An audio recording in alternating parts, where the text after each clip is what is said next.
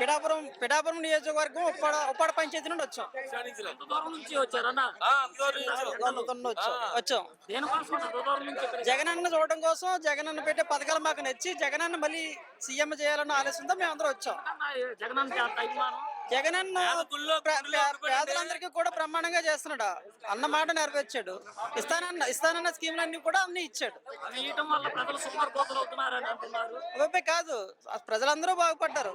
ఇంతకు ముందు కూడా ప్రభుత్వాలు చేసినాయి కానీ ఆ పథకాలు కూడా చేయలేదు, అవే ఖర్చులు చూపించింది. ఈ రోజు జగన్ ఖర్చు చేసినప్పటికీ ఎవరెవరికి ఇచ్చాడు అన్నది సచివాలయంలో లిస్టులు పెట్టి ఇది మీరు చూసుకోండి, ఇది నేను చేశానని చూపెడుతున్నాడు. గత ప్రభుత్వాలు అలా చూపించలేదు.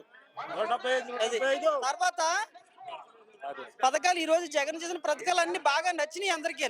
ఇప్పుడు చంద్రబాబు నాయుడు వచ్చినా, పవన్ కళ్యాణ్ వచ్చినా, ఏ నాయకుడు వచ్చినా కానీ ప్రజలకి మంచి చేయాలని ఆలోచనతో వచ్చిన వాళ్ళు అందరూ. కానీ చంద్రబాబు నాయుడు 2014లో ఇచ్చిన మాటలంతా కూడా నెరవేర్చలేకపోయాడు. ఈరోజు జగన్ చేశాడు. మళ్ళీ చంద్రబాబు నాయుడు పోటీకి వస్తున్నాడు కానీ ఆయన మీద నమ్మకం లేదు జనానికి, వేస్ట్. అలాగని పవన్ కొత్తడు కదా, ఏమన్నా పోటీ చేస్తే ఏమన్నా గెలిపిందాం అనుకుంటే ఆయన 170 సీట్లు అభ్యర్థులు పెట్టే ఇది ఆయన దగ్గర లేదు. మళ్ళీ తప్పు చేసిన చంద్రబాబు నాయుడికి ఆయన సపోర్ట్ చేస్తున్నాడు. ఇందులో తిరిగి ఏమీ లేదు.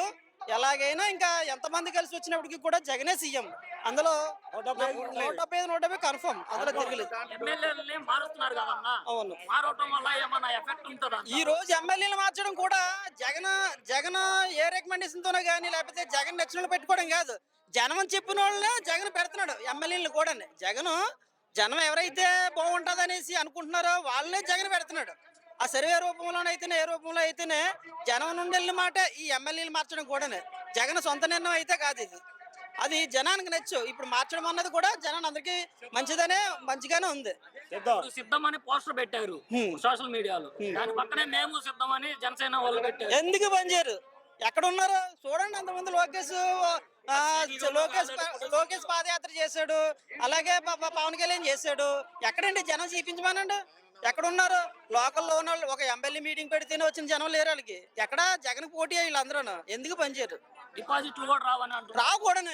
రావు, అది నిజం. ఈరోజు కూర్చున్న 50% ఓటు కంపల్సరీ జగన్కి ఉంది. ఎందుకంటే మాకు అన్ని పథకాలు అందినాయి, మేము వేస్తాం కంపల్సరీగానే.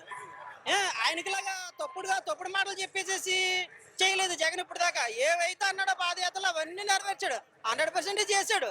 ఆయన నమ్మే మేము అందరం రేపు కూడా అయ్యే ఓట్లు వేస్తాం, కల్పిస్తాం. ఆయన్ని మాకు పథకాలు చేస్తున్నాడు కాబట్టి. కాంగ్రెస్ పార్టీలోకి వెళ్ళారు కదా, దానివల్ల ఏమైనా ఎఫెక్ట్ లేదు? శర్మిలా గారు వెళ్ళారంటే కొంచెం శర్మిలాకి అది కుటుంబ పర్సనల్ విషయాలు ఏ ఉన్నాయి కానీ శర్మిలా వెళ్ళడం కూడా కరెక్ట్ కాదు. ఎందుకంటే వాళ్ళ నాన్నగారికి జగన్ గారు పార్టీ చేసింది కూడా వాళ్ళ నాన్నకి పేరు తెచ్చి పెట్టిదే. శర్మిలా అలాగే వెళ్ళడం కూడా కరెక్ట్ కాదు. అన్న సంతనే ఉండాలి శర్మిలా కూడా. సిద్ధం అనే ప్రోగ్రామ్ దేని ఉద్దేశించి పెట్టారండి? ఎలక్షన్ దగ్గరకు వస్తుంది, కార్యకర్తలు ఒకసారి వస్తుంది, అందరికి సిద్ధపడండి. మాయగాడు కూడా మంది వస్తారు, మోసం మాటలు చెప్తారు. మా లోకల్లో అయితే ఇప్పుడు ప్రెసిడెంట్ సీఎం జగన్, మేము పథకాలు చేస్తామన్నారు. ఎవరు చేస్తారు? అధికారంలో ఎవరుంటే వాళ్ళు చేస్తారు. టీడీపీ వాళ్ళు ఏం చేస్తారంటే లాస్ట్కి ఏమీ నమ్మట్లేదండి, మోసగించడానికి దొంగతనం చేయడం కూడా సిద్ధపడి ఉన్నారు వాళ్ళు. అలా ఉందన్నమాట. అందుకని సిద్ధమైన మా కార్యకర్తలు కనుక తెలియపరచడానికి జగన్ గారు ముందుగా ఎలక్షన్ కి రెడీ అవ్వడం చెప్తున్నారు. వస్తున్నాయని అనుకోవాలి, రావని అనుకోం కదా. 150 పెడతాం, కంపల్సరీగా వస్తాయి. ఎప్పుడు కానప్పుడే ఇంతేమి తెలియనప్పుడే 151 వచ్చింది. ఎందుకు రాకూడదు? రావచ్చు. అది రంపచోడవరం నియోజకవర్గం. అక్కడ నుంచి ఎంత దూరం వచ్చారండి? బస్సులో వచ్చి. దేనికోసం అండి ఇంత దూరం రావటం? జగన్ గారి పరిపాలన బాగుంది. అభిమానం జగన్ గారు అంటే. జగన్ గారు చెప్పింది చేస్తున్నారు. మళ్ళీ రాబోయే ఎన్నికల్లో కూడా ఆయన ముఖ్యమంత్రి కావాలన్నది మా అందరి అభిప్రాయం. బాబు గారు కళ్యాణ్ బాబు గారు ఇద్దరు కలిసి కొత్తగా వస్తున్నారు. చంద్రబాబు గారు జగన్ గారు ఏమన్నా వాళ్ళు ఎదుర్కోగలుగుతారంటారా? పవన్ కళ్యాణ్ గారు వచ్చినా, చంద్రబాబు గారు కలిసిన జగన్ గారి చేసిన అభివృద్ధి కార్యక్రమాలు పేదవాళ్ళ పక్షాన ఉన్నాడు. ఆ పేదవాళ్ళందరూ కలిసి ఒక యుద్ధానికి సిద్ధంగా ఉన్నారు. ఎంతమంది కలిసి వచ్చినా, అదే కౌరవులు లాంటి వాళ్ళు కలిసి వచ్చినా కానీ పాండవులా ఎదుర్కోవడానికి ఆయనంతా సైనికుల్లాగా మేమందరం కలిసికట్టుగా జగన్ గారి ప్రభుత్వాన్ని రావడానికి మేము పూర్తి సహకారం చేస్తాం. సంక్షేమ పథకాలు ఇవ్వటం వల్ల జనాలు సోమరిపోతులు అవుతున్నారని అంటున్నారు. ఏమండి మరి పెద్ద పెద్ద వాళ్ళందరూ ఇంతకుముందు కుంభకోణాలు చేశారు. వాళ్ళంతా మరి వాళ్ళ కుంభకోణాలు చేసిన వాళ్ళు వాళ్ళ ఒక్కళ్ళే అభివృద్ధి చెందారు.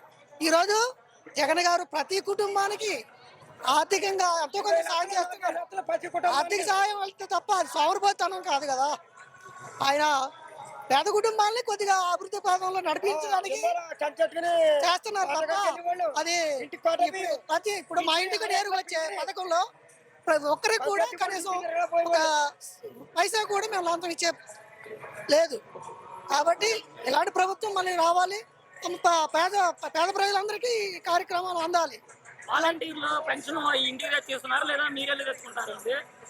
తెల్లవారు జామున 6 గంటల నుంచి అసలు 5 గంటలకి ఉండరు. ఇంకా ఎవరైనా బతకస్తుంటే 6 పొద్దు పడక ముందు పెన్షన్ అందించే ప్రభుత్వం ఏదయ్యా అంటే జగన్ గారి ప్రభుత్వం. వాలంటీర్లు దౌర్జన్యం చేస్తున్నారు, రౌడీజం చేస్తున్నారు.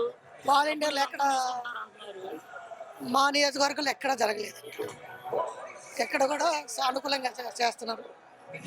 జగన్ ప్రభుత్వానికి వాలంటీర్ వ్యవస్థ ఒక మహాశక్తి పీఠం. అది ఆయనకి రేపు రాబోయే ఎలక్షన్లో కూడా వాలంటీర్ వ్యవస్థ చాలా సహకారాలతో అందరికీ అభివృద్ధి కార్యక్రమాలు, సంక్షేమ పథకాలు నేరుగా ఇంటికి అందుతున్నాయి. కాబట్టి మళ్ళీ మాకు జగన్ ప్రభుత్వం కావాలని కోరుకుంటున్నాం.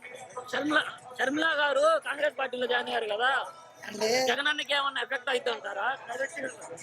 షర్మిల గారు మరి అంటే ఆయన అది పెద్ద పెద్ద రాజకీయాలు మనకి అర్థం, మనకి సామాన్యులు కాబట్టి. ఎన్ని సీట్లు వస్తాయి అనుకుంటున్నారు సార్ ఈసారి 2024లో? 2024లో ఖచ్చితంగా 175 సాధించాలని జగన్ గారి లక్ష్యం. ఆ లక్ష్యానికి మేమందరం కూడా సహకరిస్తాం.